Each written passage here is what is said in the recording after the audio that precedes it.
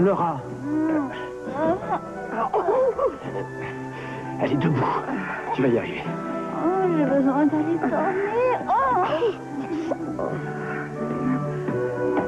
J'ai ces chaussures. Sans sac à main. Et mon sac.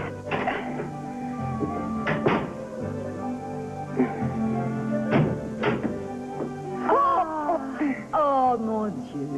Vous savez, Gina, quand vous avez annoncé que vous aviez décidé d'offrir cette robe comme premier prix pour la loterie, j'ignorais que vous aviez prévu de la jeter à la poubelle. En fin de compte, c'est l'endroit idéal. C'est probablement là qu'elle sera mieux. Vous êtes trop gentille, Safia. Mais je vous signalerai que ce fourreau que j'ai dessiné a beaucoup plu aux invités, à ces messieurs en particulier. Ils pensaient sûrement que vous alliez vous déshabiller devant eux, parce que c'est bien le genre de choses dont vous êtes capable.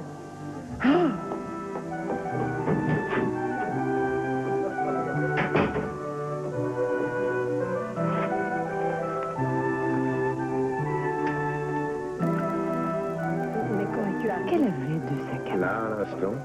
Mais franchement, si j'avais su qu'il venait, je ne serais jamais venu. Oh, cette ville est assez grande pour nous deux, mon cher, si on fait quelques efforts. La planète n'est pas assez grande pour nous deux. Vous n'avez rien à faire ici, même si vous possédez toutes les sociétés de cette ville.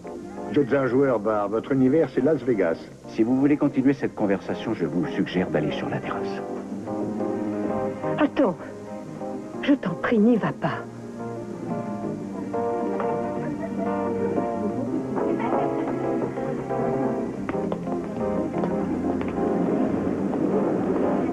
Bon, je veux bien essayer d'oublier vos insinuations, et ceci pour faire plaisir à Hayden, mais n'allez pas croire que je vais vous laisser vous moquer de moi en public parce que vous voulez retrouver tout ce que vous avez perdu. C'est à vous de jouer, à vous de vous bagarrer, et à l'avenir, tenez votre langue, car autrement, vous aurez des ennuis. Je vais vous dire une chose. Il est hors de question que vous déshonoriez le nom des Capwell ou que vous vous en moquiez. Sachez que je respecte trop votre famille, alors je ne ferai jamais une chose pareille. Votre fausse humilité est encore plus déplaisante que votre arrogance. Vous n'êtes qu'un hypocrite bas. Vous avez l'habitude de faire vos coups en douce. Vous êtes un homme qui a l'habitude d'essayer de rouler les autres. J'ignore quelle est votre raison pour avoir agi ainsi dans cette affaire, mais je vous soupçonne, vous et votre maudit complice, d'avoir cherché à acquérir une entreprise saine et légale pour cacher des activités assez troubles. Mais si jamais vous faites sombrer ma société, je vous promets que vous vous en souviendrez. Je trouve que c'est un scénario très intéressant et assez passionnant, Channing, mais pourtant, il ne va pas se réaliser. Si jamais j'avais des projets aussi noirs que vous me le dites, je suis persuadé que d'autres personnes s'en seraient rendues compte. Et m'auraient d'ores et J'ai encore beaucoup de travail, moi. Excuse-moi. Émilie. Oh, Greg, je ne vous ai pas encore présenté le docteur Dunley, je crois. Voici Greg Capwell, Arthur Dunley. Enchanté. Ravi de vous rencontrer. Est-ce que vous pourriez me rendre un service, Sophia, et dire à mon père que je suis rentré? Est-ce que ça va, Greg? Vous n'avez rien? Oui, ça va, merci. Bonsoir. Je vous trouve ravissante, Sophia. Absolument radieuse. Vous êtes trop gentil. Channing, Greg vient de s'en aller. Il m'a demandé de te prévenir. Il s'est passé quelque chose? Un problème, sûrement. Seulement j'ignore de quoi il retourne. Arthur. Channing? Est-ce que cela concerne l'université qu'il doit intégrer, Channing? Je crois plutôt que ça concerne sa libido, malheureusement. Il était d'accord pour faire ses études à Lima, mais sa petite amie l'a convaincu de ne pas y aller. Tu sais que le meilleur moyen de se fâcher avec deux adolescents, c'est bien sûr d'essayer de tout faire afin de briser leur histoire d'amour. Je lui ai seulement conseillé de ne pas se laisser influencer. Vous devriez me comprendre, vous avez de l'expérience. Excusez-moi. Oui, Gina Timmons. Non, et j'espère qu'elle a disparu à jamais. Oh, ça va bientôt être le tirage de la loterie et j'aurais aimé qu'elle vienne présenter le don d'Armontier. Ah oui, vous faites allusion à la robe qu'elle inaugurait ce soir. Je crois que tout le monde l'a vue. Et votre problème, ça va sans doute être que les femmes qui sont présentes acceptent de porter cette horreur. Ah. J'ai toujours adoré votre sens de l'humour. Je suis sérieuse. Je me fais mourir de rire. Cette femme m'amuse. Allez, il faut que j'aille voir si tout va bien. Le manteau de fourrure, est-ce que vous l'avez vu, Sophia? Je pense qu'il vous irait à ravir. Je suis totalement d'accord. Arrangez-vous pour qu'il soit pour moi. Elle est irrésistible. J'espère gagner. Je vais vous dire quelque chose.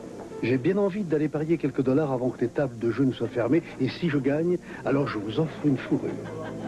Ah, c'est très gentil à vous, Arthur. Si vous gagnez, je pense que vous offrirez vos gains. Sans doute. Mais vous resterez près de moi afin de me porter chance. Je suis étonnée. J'ignorais que vous étiez joueur. Oh, À chaque fois que j'entre en salle d'opération, j'implore le ciel de m'aider. Oh non, Arthur, ça n'a rien à voir avec le jeu. Vous avez tellement de connaissances. C'est vrai qu'il m'a fallu beaucoup étudier afin d'essayer de soulager bien des malheurs. Mais à chaque fois, c'est un pari. Je crois que la vie n'est en fait qu'un vaste pari. Tenez par exemple ma fille, Scott. Ah. J'aimerais que mon premier petit enfant ait une belle vie, mais pour le moment, ça a mal commencé. Je crois que les dieux sont contre lui. Vous savez que ses parents sont à couteau tiré. Et moi, j'essaie d'implorer tous les dieux du ciel pour les aider. Vous souhaiteriez qu'ils se remettent ensemble? Ce serait vraiment merveilleux. Mais ma fille est quelqu'un de borné. Si je lui conseille de prendre un chemin, elle prendra le chemin opposé. Alors aujourd'hui, je n'arrête pas de lui conseiller de continuer à vivre sans Scott. Est-ce que vous croyez que ça va marcher? Il est trop tôt pour le dire. Mais je vous avoue que je suis très confiant. Ah bon?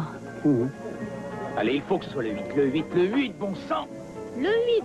Ah oui. Oh, merci, Scott, c'est fantastique. Si tu veux, tu peux te mettre avec moi, Heather. Je vais bien parce que tu as une sacrée chance. En fait, ça a commencé quand tu as arrêté de parler du droit de garde. Vous voyez, je me remets au travail. Mes félicitations. J'aimerais en avoir 20 fois plus. À quelle heure est rentré Eden? Votre coup de fil m'a angoissé. On n'y avait pas de quoi, je me suis couché. Hein? Au fait, je me suis lancé dans une petite enquête concernant notre ami Robert Barr. Tiens donc, du nouveau? Rien encore. Vous connaissez un lieu qui s'appelle Las Sirenas? La Sirenas, bien sûr, c'est une île au sud des Arianas. Exact. Il y a un portrait pittoresque où nous allions chaque été. C'est très beau. De nombreux bateaux, un bon mouillage, des gens bronzés. Pourquoi Barr a des intérêts là-bas? Il est possible qu'il ait quelques intérêts financiers. Ben voilà une idée, il n'y avait rien de développé là-bas, simplement quelques hôtels, quelques restaurants. Peut-être un casino, mais rien de plus. Ça ne valait même pas $1 million, malgré la beauté du site. Il y a combien de temps que vous êtes allé là-bas pour la dernière fois? Vous voyez, on a commencé à y aller lorsque Ted avait à peu près 5 ans et on a continué jusqu'à la mort de Channing. Et donc ça fait environ une dizaine d'années. Oui. On est allé cet été-là et puis terminé. Il y a quelqu'un qui pourrait vous répondre mieux que moi, c'est Eden ou Mason. Mais je vous conseille de prendre des gants pour demander à Eden parce qu'elle n'est pas très contente de votre façon de traiter Barr et d'enquêter sur lui. Ah oui, j'avais remarqué. Quand ils ont été plus grands, je les ai laissés aller seuls là-bas. Je parle d'Eden et de Mason, avec des marins bien sûr. Et je les rejoignais en avion avec Kelly et Ted, mais je ne restais pas longtemps parce que je ne pouvais pas passer 2 mois entiers là-bas. Donc, il restait quelques semaines et ils faisaient ce qu'ils voulaient. Cet accident de voiture survenu en Suisse, c'était bien en mars ou avril de l'année qui a suivi le dernier été où vous avez pris le yacht, c'est ça? Exact. Mais il est possible qu'elle ne se rappelle pas en détail ce qui s'est passé cet été-là. Je l'espère d'ailleurs. Oui, pourquoi? Nous ne nous entendions pas très bien à cette époque. J'ai dû abréger les vacances. Et puis, peu de temps après notre retour, Channing a été tué. Eden est partie pour Paris. Elle a eu cet accident. Et si elle ne se souvient pas complètement de cet été, je ne peux que m'en réjouir. Et pourquoi ne vous entendiez-vous pas? Différentes choses. Pourquoi avez-vous dû abréger les Pourquoi vacances? est-ce que vous enquêtez sur Barr ou sur moi? En simple curiosité. Vous savez, c'est toujours gênant d'avoir ce genre de discussion avec le mari de sa fille, mais Eden n'était pas à l'époque la jeune fille douce et tendre qu'elle est maintenant. Oui, oui, je m'en souviens. Je n'ai pas oublié, vous savez. Je suis ravi de l'apprendre. Quoi qu'il en soit, je suis allé une fois sur place. Elle s'y trouvait seule. Elle n'était pas censée être seule, mais avec Mason. Elle m'a dit que Mason était là, mais en fait, il était parti, je ne sais pas où. Elle s'était prise une espèce d'indigène du coin, vous voyez? Non, pas très bien, non.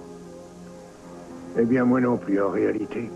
Je n'ai jamais rencontré ce type, je l'ai oublié en une semaine, mais j'avais pratiquement dû l'enfermer dans sa cabine avant de rentrer. Mais ça, ce n'était pas à la Sirenas.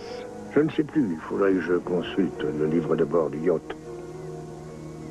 Cet indigène du coin, vous vous souvenez de son nom? Ça pourrait me revenir. Ce n'est pas Robert Barr, si c'est à lui que vous pensez. Non, je ne pensais pas à lui.